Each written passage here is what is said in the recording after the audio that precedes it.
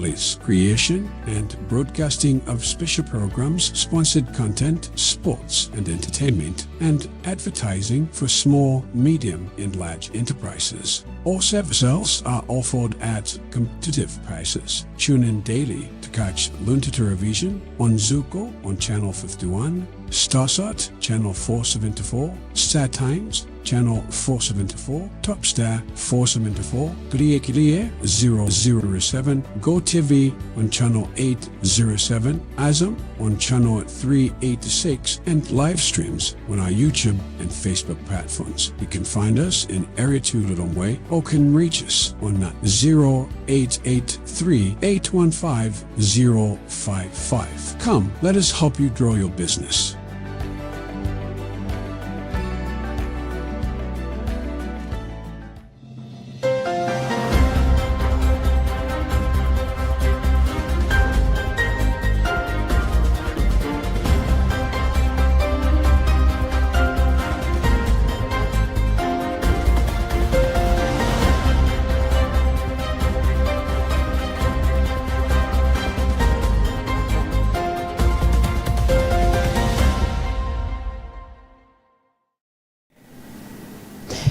It's the weekend once again, and a warm welcome to Luntha TV when I get to be with you, Kathy Matura, live from the Bishop Nevi Media Center here in Lilongwe, as we come close to the close of the 5th week in ordinary time. Pope Leo XIV has released his Lenten message, calling on the faithful to turn away from harsh words and rash judgment, reminding us that true fasting begins in the heart.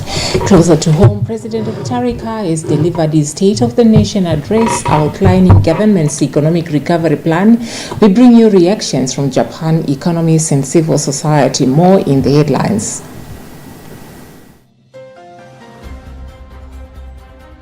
Pope Leo XIV calls on Catholics to abstain from harsh words and rash judgment in Lenten message. Japan government commends economic focus as economists, civil society react to State of the Nation address delivered by President Mutharika. Government challenges Malawi Investment and Trade Center to deliver on industrialization and investment. In our exclusive report this week, Patrick Pupa reflects on TNM's 18-year legacy in Malawian football, the controversy surrounding its exit, and what the new 5 billion kwacha FDH Bank deal means for the future of the Super League.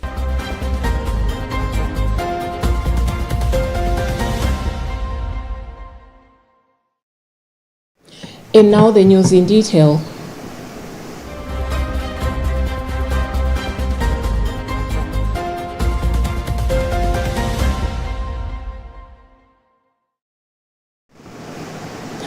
Ahead of the start of Lent, Pope Leo XIV has invited Catholics to open themselves to listening, fasting, and community, urging them to abstain from words of hatred in order to make space for words of hope and peace. The Holy Father has made that invitation at the heart of his message for Lent 2026, which was released on Friday. As Lent begins on Ash Wednesday, February the 18th, the Pope said this liturgical season offers Christians an opportunity to place the mystery of God back at the center of our lives. Vatican News report read by Tandiwa Mzumara. The Pope said every journey of conversion begins by letting God's word touch our hearts so that we may renew our commitment to follow Christ in the mystery of his saving passion, death, and resurrection. Pope Leo focused on the importance of listening to God and to those around us, allowing ourselves to enter into authentic relationships. He said Christians can cultivate inner openness to listening, as God does, by growing in awareness that the poor challenge our lives and economic systems as well as the church. Pope Leo XIV then turned to how fasting helps open us to the deep desire for justice, which he said frees us from complacency. He added that fasting teaches us to govern our desire by purifying, freeing, and expanding it in order to direct our desire toward God and good deeds. The Pope said we must, however, fast in faith, humility, and communion with the Lord, and not in a way that leads to pride, adding that other forms of self-denial also lead to a more sober lifestyle. Pope Leo then pointed to an underappreciated form of abstinence, which is refraining from hurtful words. Pope Leo went on to emphasize the communal aspect of listening and fasting, which can be lived out in our parishes, families, and religious communities.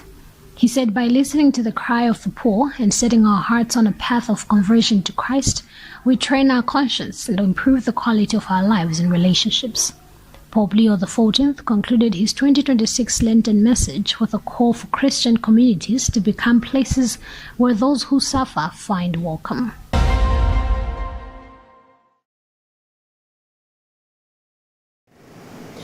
President Professor Arthur Peter Mutharika has described the current sitting of Parliament as historic, saying it marks the presentation of the first budget under the DPP administration since its return to power.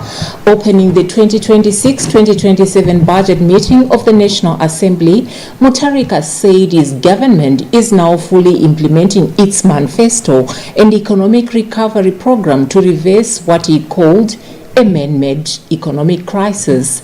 Presenting his State of the Nation address, SONA, Mutharika said when he assumed office, the country was facing severe food shortages, rising prices, lack of foreign exchange, fuel scarcity, and drug shortages in hospitals. Our Cherit Chilanga with the details. In his presentation, Mutharika assured that his administration moved swiftly to restore order in public sector management by stopping fraudulent contracts, reducing non-essential spending, removing ghost workers, and enforcing merit-based appointments. Mutharika said the government has since purchased maize to address hunger, procured affordable fertilizer, and restored fuel supplies to stabilize the economy. He said inflation, which stood at 28.7% in September 2025, is projected to fall below 21% in 2026, while economic growth is expected to rise from 2.7% to 3.8% next year. In the 2026-27 agriculture season, Malawians should expect a better and improved delivery of affordable fertilizer program. However, I must emphasize that we need an affordable and sustainable solution to fertilizer. As such, we are facilitating the commencement of a fertilizer production in this country. Mr. Speaker, sir, you also recall that we found tobacco farmers stranded with 3.5 million kilograms of unsold tobacco on the auction floor. In my mid-year budget review statement, I directed that the tobacco be sold. I'm pleased to report that almost all the tobacco was sold, earning $8.6 million. Mr. Speaker, sir, on decentralization, the President announced an increase in the Constituency Development Fund from 220 million kwacha to 5 billion kwacha per constituency per year, with new measures to enhance accountability. He said maize prices have dropped significantly and that nearly all of the 3.5 million kilograms of previously unsold tobacco has been sold, generating $8.6 million United States dollars. The President also outlined the plans to boost industrialization, increase electricity generation, rehabilitate roads, and strengthen mining regulation, including the establishment of a sovereign wealth fund. Concluding his address, Mutharika warned that his government will not shield anyone involved in corruption and urged all branches of government to act in the national interest.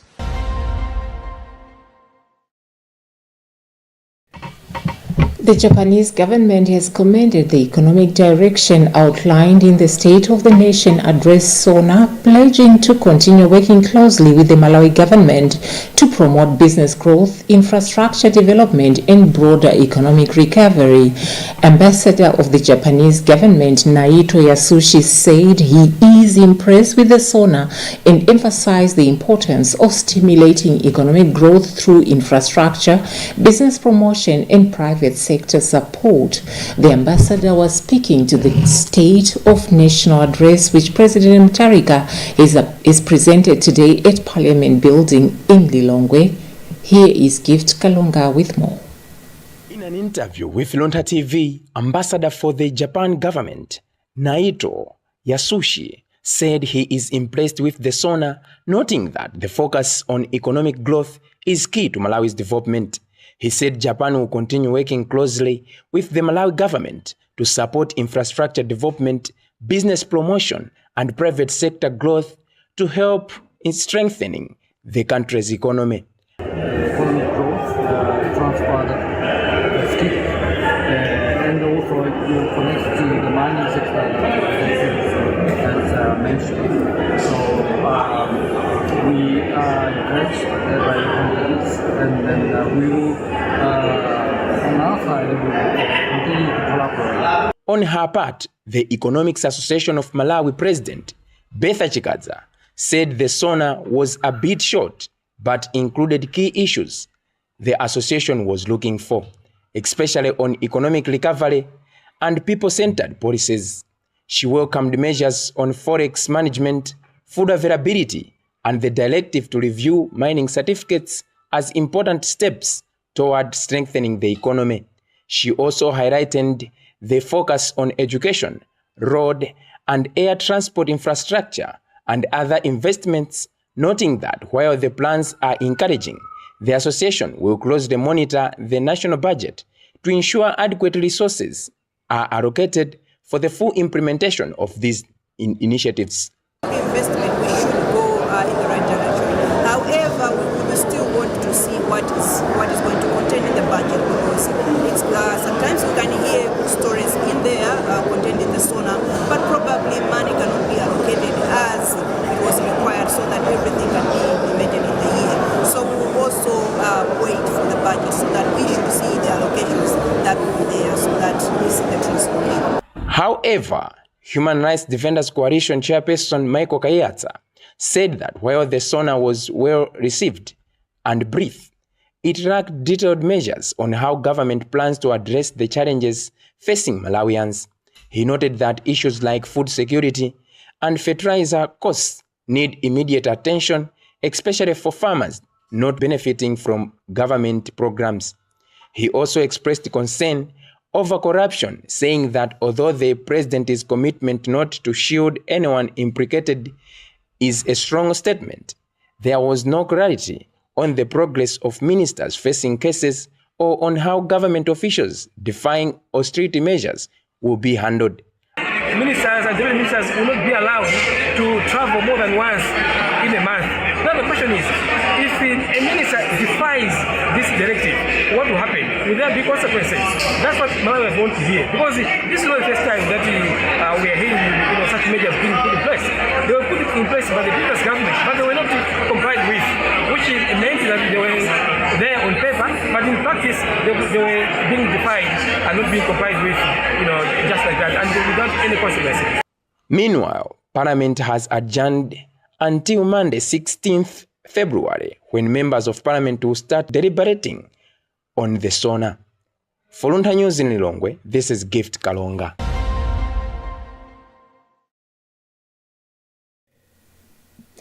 Minister of Industrialization, Business, Trade and Tourism Simon Itaye has challenged the Malawi Investment and Trade Center MITC to take a leading role in driving the country's industrialization agenda and positioning Malawi as a competitive investment destination. Speaking during a meeting with the new board and management of the Malawi Investment Trade Center MITC, Itaye stressed that government's priority is industrialization and attracting meaningful investment that translates into jobs and improved livelihoods. The minister emphasized that Malawians are tired of excuses and are looking for answers, hope, and visible economic transformation, adding that such progress can only be achieved through enhanced export growth, particularly of value-added products. Constance Kamtemeni has more in this report.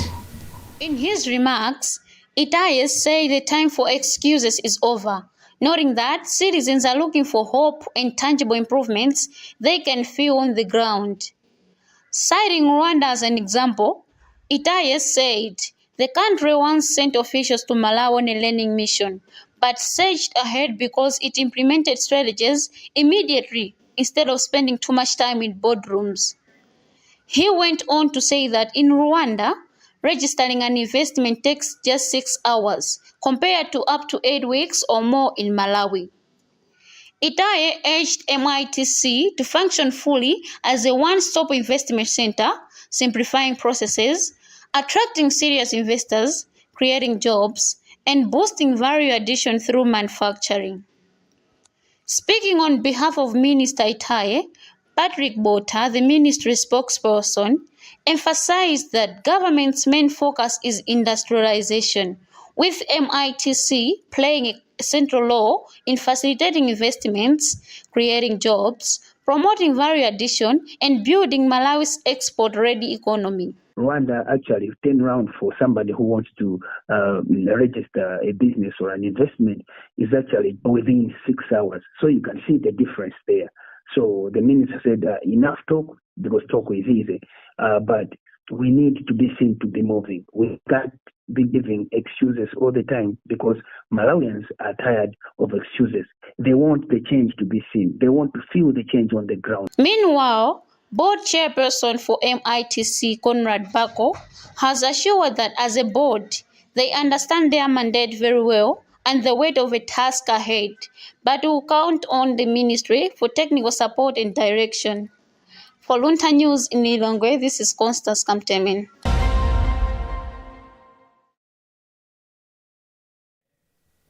In case you're just joining us, you are watching news live on Luntha TV.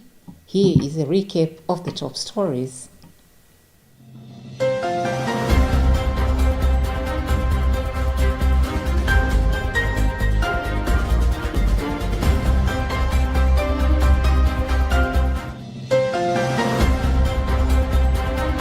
Pope Leo XIV calls on Catholics to abstain from harsh words and rash judgment in Lenten message. Japan government commends economic focus as economists, civil society react to State of the Nation address delivered by President Mutharika. Government challenges Malawi Investment and Trade Center to deliver on industrialization and investment. In our exclusive report this week, Patrick Pupa reflects on TNM's 18-year legacy in Malawian football, the controversy surrounding its exit, and what the new 5 billion kwacha FDH Bank deal means for the future of the Super League.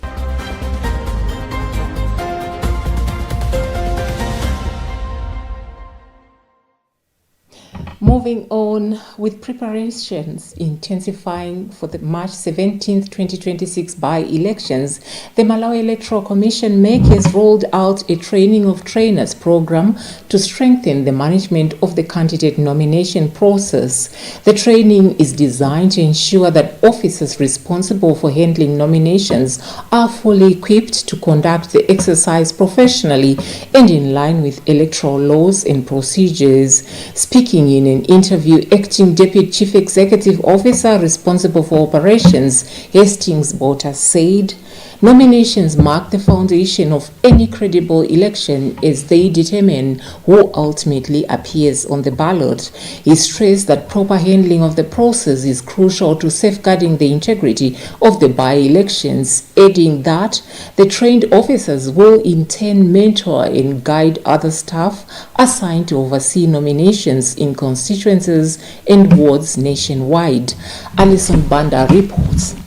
Bota stressed that trainers were carefully selected based on their competence, professionalism, and dedication. He said the officers have been tasked with ensuring that accurate, clear, and consistent information on nomination procedures is passed on to all election staff on the ground. Emphasizing on the importance of professionalism, he reminded the trainers that they must uphold the core values, impartiality, integrity, and transparency throughout the nomination process. Bota warned against any display of political interest or interference, stating that all officers must maintain strict neutrality while performing their duties. He stressed confidence that upcoming by-elections will be conducted in clean, transparent, and credible manner, building on previous successful elections that were commended by stakeholders and observers. We are very much prepared. You may recall that a few weeks ago we were doing the voter registration. The law requires of us to say that whenever we are to organize an election, people have got to be given an opportunity to register. Usually we target those that did not register in the previous election, either because they were not 18 by that time, or indeed for whatever reasons they did not have an opportunity to come and register. So we gave them that opportunity to register. At the moment we are now cleaning the data. We should be telling the nation in terms of the numbers of people that have registered and indeed the number. The training of trainers sessions has been officially declared open, marking a key milestone in preparations for the March 17th by-elections.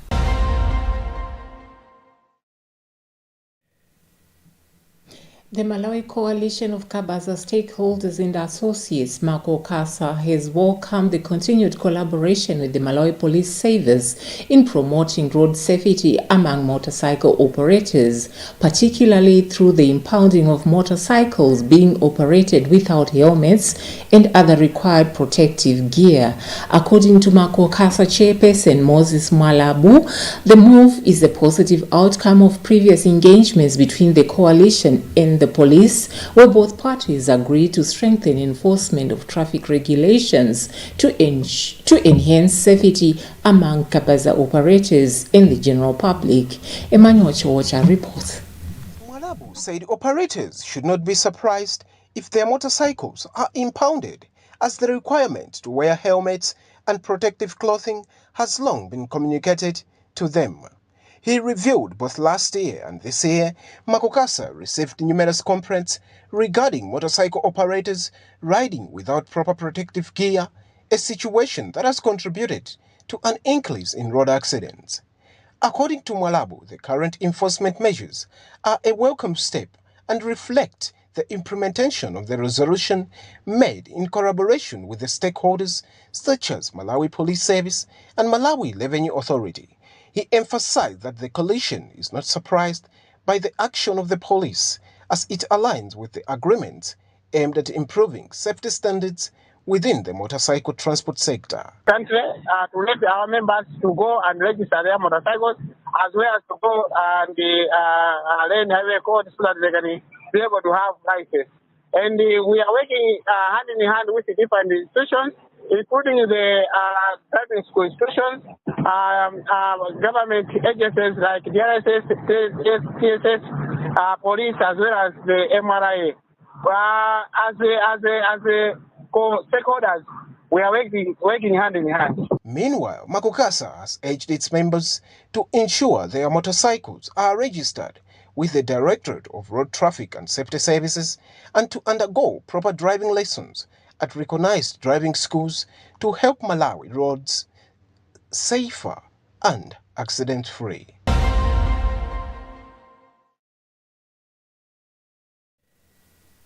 Malawi's top flight football league is entering a new era following the end of TNM PLC's 18-year sponsorship of the Super League of Malawi Sulum. The transition has sparked debate within the football fraternity after TNM revealed it was not formally notified before Sulum announced a new 5-year deal with FDH Bank. In this week's special report, Patrick Popper reflects on TNM's legacy and examines what the new FDH Bank sponsorship means for the future of Malawian football. For nearly 2 decades, TNM PLC was the backbone of the elite football in the country. Since taking up sponsorship in 2007, the telecommunications company helped transform the Super League into a competitive and nationally respected competition. The sponsorship improved club administration, boosted player welfare, enhanced media visibility, and contributed to the development of local talent, many of whom went on to represent Malawi internationally. For several clubs, TNM support was more than financial backing. It was a pillar of stability. TNM PLC marketing officer Sobuza Ngwenya says the company is proud of the role it played in uplifting Malawian football. We are also excited to be associated with the digitization of the collection of revenues in the gates using TNM Mpamba, which is a very critical role in terms of trying to manage the resources that come into the game. The conclusion of the partnership came as a surprise to TNM, where Ngwenya says the company learned about the end of the sponsorship through social media, where Super League of Malawi Sulum announced a new 5-year agreement with FJ Bank, reportedly worth $5 billion. The development triggered mixed reactions across the football community. Super League of Malawi President Brigadier Gilbert Mitawa has since paid tribute to TNM PLC, describing its contribution as a historic and transformative. The marketing director for TNM, he actually outlined the time that they came into the game and the achievements that we have gotten while being with TNM. Amongst the issues that he highlighted is that the standard of football. Sports and Culture, Alfred Gangata, has appealed to TNM to consider redirecting its investments towards grassroots and youth football development. But Ngwenya says the company will take time to reflect before making any future commitments. But the fact of the matter is that TNM has been in sports for a very long time, and we believe that we still have got a future to contribute to the sports. Sports analyst Pari Chinyama has also commended TNM for its lasting impact, noting that the league experienced significant structural and commercial growth during the sponsorship period. We appreciate the sponsorship that TNM as a company brought into the Malawi football. It has been very, very, very helpful for the Malawi. It has brought in quite a number of things. And then at the time that we needed sponsorship, 18 years for the company to put in its funds is not a mere joke. We really needed to thank them for what they have brought into the country. A lot has been changed. They came in at a time when economic crisis was also there. The COVID issues were there, but they still brought the money to the country. We really appreciate that they did that. Statistics from the TNM era underline that growth over 18 seasons, 57 teams competed in 4,260 matches, producing 9,806 goals, a testament to the league's competitiveness and the entertainment value. Attention now turns to FDH Bank, whose entry signals a new financial chapter for the league. The bank has committed $5 billion over 5 years, translating to $1 billion per season, making it one of the most active sponsorship in Malawian football history. Mitawa has described the deal as a tsunami, saying it brings renewed excitement and high expectations. For always being there with us, they are the ones who have, behind the closed doors, helped to make sure that we land this sponsorship. Without them, perhaps we wouldn't even have been dreaming. But they have always been there pushing, motivating the corporate world, but also importantly, bringing into place policies and interventions that have created a favorable environment for the corporate world to come and sponsor the game of football. Under the new FDH Bank Premiership, league champions will receive 200 million in prize money, a significant increase that sets a new benchmark for elite football rewards. Chinyama believes the new sponsorship presents an opportunity for stakeholders to consolidate gains and further professionalize the game. Coming with a ban, we expect that FAM will also use the same money in accordance to what they have agreed, so that the FDH can also do. So for soccer fraternity and other communities, let us support FDH in their products, that they can also be happy that they have come into football. As the TNM era crosses, Malawian football stands at a crossroads, balancing a gratitude for an 18-year legacy with anticipation for what could be a transformative future and a new sponsorship.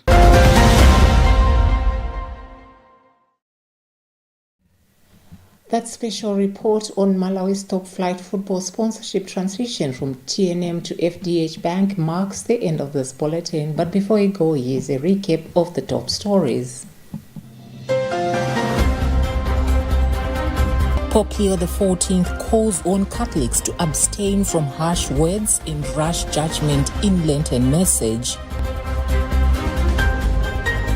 Japan government commends economic focus as economists, civil society react to State of the Nation address delivered by President Mutharika. Government challenges Malawi Investment and Trade Center to deliver on industrialization and investment. In our exclusive report this week, Patrick Pupa reflects on TNM's 18-year legacy in Malawian football, the controversy surrounding its exit, and what the new 5 billion kwacha FDH Bank deal means for the future of the Super League.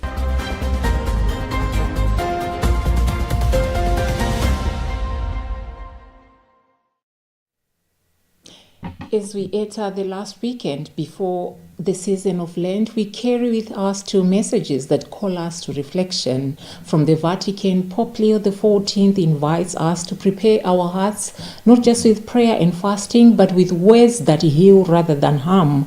A fitting reminder as we stand on the threshold of Ash Wednesday. And from our nation's capital, President Mutharika's State of the Nation address lays out a path for economic recovery, a vision that now calls for national dialogue and shared responsibility. As we prepare for the journey of Lent ahead, may we examine not only our nation's direction, but the direction of our own hearts. I'm Kathy Matura. On behalf of the entire team at Luntha TV, let us all remember to bring our palms from Palm Sunday 2025 ahead of Ash Wednesday on the 18th of February. Once again, thank you for watching. May God bless you. Goodbye for now.